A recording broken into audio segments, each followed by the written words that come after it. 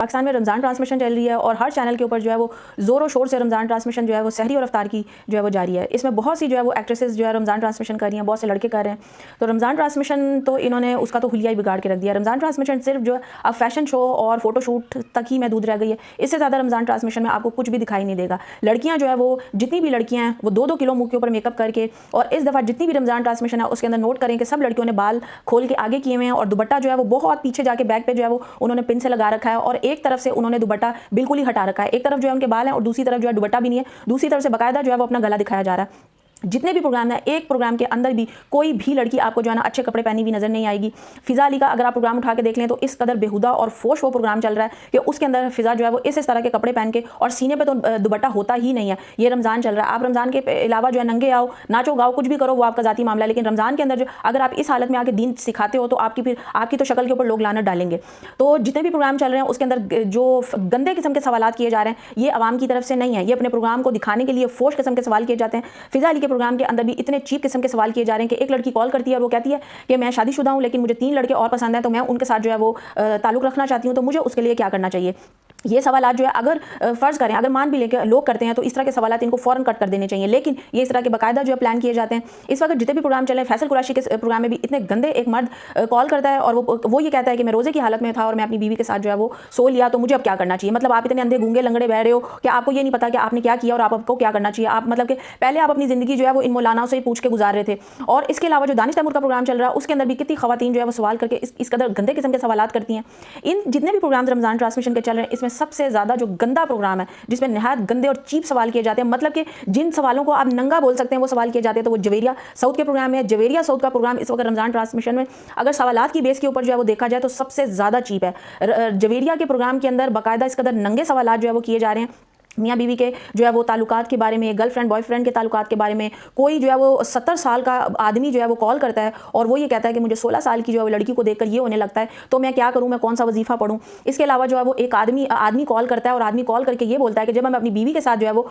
सो रहा होता हूँ तो मुझे, और मैं अपनी बीवी के साथ कुछ कर रहा होता हूँ तो मुझे किसी और औरत का ख्याल आ रहा होता है और मैं समझता हूँ कि मैं उस औरत के साथ कर रहा हूँ। तो मतलब इस कदर गिरे हुए सवालात के इसके ऊपर जो मौलाना हजरात बैठे हुए होते हैं, जवेरिया साउथ के प्रोग्राम के अंदर आज़ाद जमील साहब बैठे हुए होते हैं, उनको इन सवालात के ऊपर शट अप कॉल देनी चाहिए। बाकायदा उनको बोलना चाहिए कि क्या आप चीप किस्म के, बकवास किस्म के आप सवालात करें, लेकिन इस सारी गंदगी और गलाजत के अंदर ये मौलवी भी शामिल है। जवेरिया साउथ के प्रोग्राम के अंदर इस कदर घटिया और गंदी किस्म की बातें हो रही हैं, और जवेरिया के प्रोग्राम के अंदर जो है बुशरा अंसारी साहिबा आती हैं तो वो उनसे सवाल करती है कि आपकी अब शादी हो गई है, अब तो आप बहुत मजे में होंगी, तो आपकी रातें कैसी गुजरती हैं, क्योंकि आपका शौहर जवान है, आपकी रातें कैसी गुजरती हैं, आपके दिन कैसे गुजरते हैं। तो ये सवालात रमजान में करने वाले थे आप। इसके अलावा अगर आपको इतनी आग लगी हुई किसी के कमरे में झांकने की, तो आप जो है वो रमजान के अलावा भी ये सवालात कर सकते थे। रमजान में आपको नेकी के सवाल करने चाहिए, वो अपनी जिंदगी में कैसे नेक काम करें, लेकिन नहीं करने, आपको गंदे सवाल करने, क्योंकि आप लोगों के दिमाग के ऊपर जो है ना सिर्फ सेक्स सवार है, सिर्फ बेहूदगी गंदगी सवार है। आप सर पे दुपट्टा लेके हाथ में तस्बीह पकड़ के आप जो है नात पढ़ रहे हो, तो आप ये साबित कर रहे हो तो लोगों को पता चल चुका है कि आप कितने गिरे हुए, कितने घटिया हो। अपनी बेटी को तैयार करके इतने टाइट किस्म के कपड़े पहना के उसको टीवी पे आप शो कर रही हो,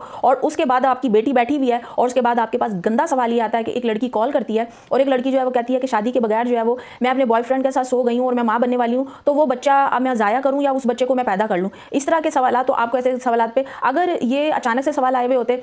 चलें अगर टीवी वालों ने भी प्लान किए हैं तो इन मौलवियों को इसके लिए जो है वो शट अप कॉल देनी चाहिए थी, लेकिन वो उन मौलवियों ने भी नहीं दी। तो जितने भी रमज़ान ट्रांसमिशन के प्रोग्राम चल रहे हैं, आपको हर रमज़ान ट्रांसमिशन में अफ्तारी के टाइम इस कदर गंदे सवालात सुनने को मिलेंगे, सहरी में आपको इस वक्त गंदे सवालात सुनने को मिलेंगे। मतलब कि हमारे रमज़ान के अंदर सिर्फ मर्द और औरत का मिलना रह गया, जवान लड़कियों का जो है लड़कों के साथ जो है वो सोना रह गया, शादीशुदा औरत को एक मर्द के साथ 4 मर्दों की ज़रूरत के सवालात रह गए हैं, आदमी ने रोज़े की हालत में औरत के साथ हम बिस्तरी कर ली, इस तरह के सवालात रह गए हैं। और जवेरिया के प्रोग्राम में एक खातून का कॉल आती है और वो मोहतरमा फरमाती हैं कि रोज़े की हालत में मेरा कुछ करने का दिल चाह रहा था तो मैंने जो है वो कर लिया, तो मुझे क्या करना चाहिए।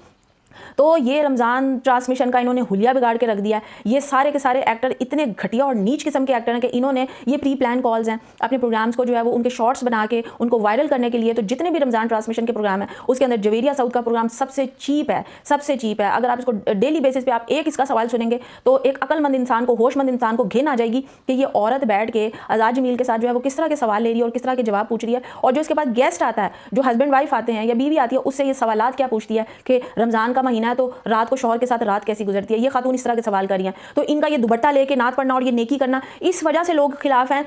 कि रमज़ान ट्रांसमिशन में औरत को होना ही नहीं चाहिए। रमज़ान ट्रांसमिशन जो है टोटली मर्द हजरात को करनी चाहिए। एक औरत भी ना नात पढ़ने वाली आनी चाहिए। जितनी नात पढ़ने वाली आ रही हैं उनके फेस के ऊपर 5-5 किलो मेकअप हुआ है और इस तरह के उन्होंने अबाए पहने हुए हैं, इस तरह के हिजाब पहने हुए हैं कि वो छुप नहीं सकती हैं, उसमें बाकायदा नज़र आ रही हैं, बाकायदा वो जो है उसमें सेक्सी लग रही हैं, इस तरह का मेकअप, इस तरह की लिपस्टिक लगा के आ रही हैं। तो ये सिर्फ रमज़ान ट्रांसमिशन नहीं है, ये फैशन शो है। इसमें कहीं कोई रमज़ान का कोई नेकी का कुछ नहीं बचा है सिवाय गंदगी के। तो ये सारे के सारे जितने भी एक्टर्स हैं इन्होंने अफ्तारी के टाइम जो है सवालात के नाम पे अपने प्रोग्राम से में गंदगी और गलाजत मचा रखी होती है कि जो लोगों को नेकियां बतानी थी, लोगों को गलीज सवालात करके लोगों को जो है ना बताया जा रहा है कि सारी औरतें भी जो है ना आग लगी हुई है, सारे मर्दों को भी आग लगी हुई है। सिर्फ पाकिस्तान में रमज़ान में जो है ना वो एक दूसरे के साथ जो है ना वो ये सब हरकतें हो रही हैं। इसके अलावा रमज़ान में पाकिस्तान में कोई इबादत नहीं हो रही है, कुछ नहीं हो रहा है। तो ये सारे के सारे रमज़ान प्रोग्राम जो है ना वो घटिया तरीन प्रोग्राम है।